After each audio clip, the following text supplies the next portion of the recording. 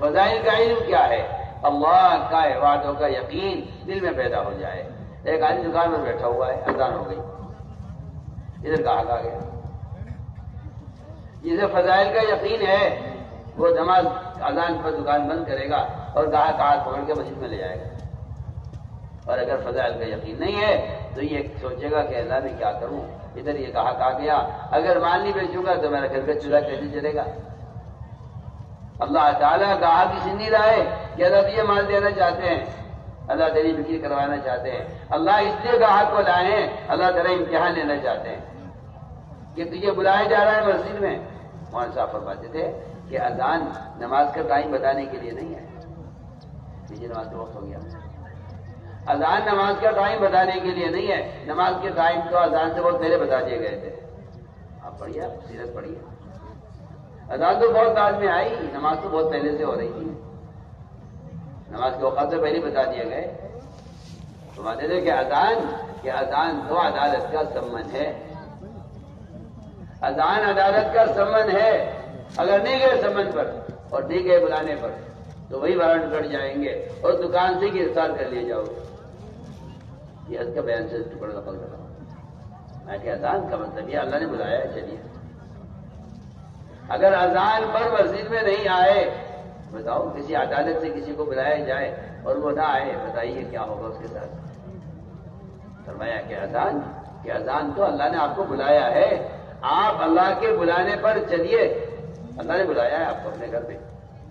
جس گھر سے آواز آزاد دی جاتی ہے اللہ کے گھر سے، وہ اللہ کے گھر میں آنے کے لیے حی علی الصلاۃ حی علی الصلاۃ جو بار بار کہہ رہا ہے مؤذن، وہ کہہ رہا ہے کہ چلیے نماز کی طرف، چلیے نماز کی طرف. اس طرح ہمیں چاہیے کہ فضائل کا علم حاصل کریں. جب بعضوں کا یقین دل میں ہوتا ہے تو آدمی، آپ سوچئے نا، ایک آدمی آپ کو گراجی میں 100 روپے لے لو، یہاں آ جاؤ. ایک آدمی کرا دیجیے 10 لاکھ روپے لے لو، تو بتاؤ آپ 100 روپے لوگے 10 لاکھ روپے لوگے؟ پتہ نہیں کیوں مسلمان دنیا کو دین پر ترجیح دے دیتا ہے. یہاں 100 روپے مل رہے ہیں وہ بھی وقتی طور پر، وہاں جنت مل رہی ہے ہمیشہ کے لیے. ہمیشہ کی راحت کو چھوڑ دیتا ہے ایک دنیاوی وقتی راحت کے لیے. اس لیے فرمایا کہ تعلیم گھروں میں جم کر بیٹھو، اللہ کے وعدوں کا یقین لے کے جاؤ بازاروں میں، اور بازاری ماحول میں جا کر کہو بازاری لوگوں سے، دیکھو یہ وعدہ اس عمل پر ہے. اس طرح ہمیں تعلیم کا اہتمام کرنا ہے. یہ ہماری تعلیم کی کتاب ہے فضائل اعمال ما قال الصدقات، اور بنیادی کتاب اس کے ساتھ تعلیم کی منتخب احادیث. صبح میں منتخب احادیث سے تعلیم ہوگی، جماعت میں نکل کر بھی اپنے مقام پر بھی منتخب حدیث تعلیم ہو. ایک حدیث کو 3 بار پڑھا جائے. حدیث کے دوران اپنی بات نہ ہو، حدیث کو پڑھا جائے اور ایک حدیث کو 3 بار پڑھے، اس طرح کہ لوگوں کی بات سمجھ میں آ رہی ہو. اس طرح ہمیں اپنی مسجدوں میں کم سے کم آدھا گھنٹہ جم کر تعلیم کرنی ہے. تعلیم میں سارے ساتھی بیٹھے، جب تعلیم ہو چکے تو پھر جماعتیں بنا دو. ساتھیوں کی گشت کی ملاقاتوں کی مسجد میں عمل ہوتا رہے، اور یہیں سے 2.5 گھنٹے کے مہینے شروع ہو جائے گی، اور لوگوں کو دعوت دے کر بازاروں سے، ہوٹلوں سے، چوپالوں سے،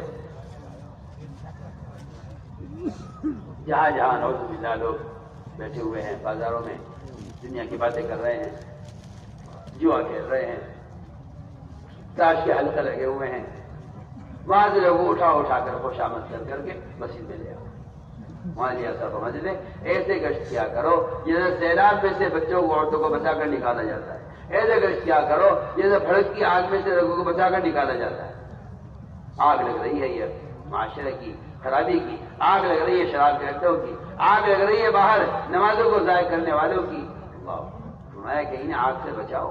میں تو کہتا ہوں گشت ایک مسلمان کو گشت کر کے مسجد میں لانا آگ سے بچانا ہے، کیونکہ ایک نماز کو ضائع کرنے والا ایک کو خود جہنم میں چلے گا.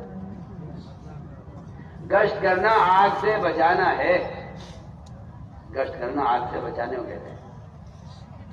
اس طرح ہمیں مسجدوں میں تعلیم کے حلقے اس طرح قائم کرنے ہیں کہ اب تعلیم ہماری ہو گئی، اب تعلیم کے بعد جماعتیں بن جائیں، لوگ ملاقاتوں میں جائیں اور لوگ کو مسجد میں لے کر آئیں. اور یہاں مسجد کے اندر تعلیم کا، دعوت کا، استقبال کا، یہ تینوں کام چلتے رہیں گے. آنے والے لوگوں کو یہ تعلیم بٹھائیں گے، کچھ دیر بٹھا کے سمجھائیں گے، اور یہاں مسجد کے ماحول میں ان کی تشہیر کریں گے.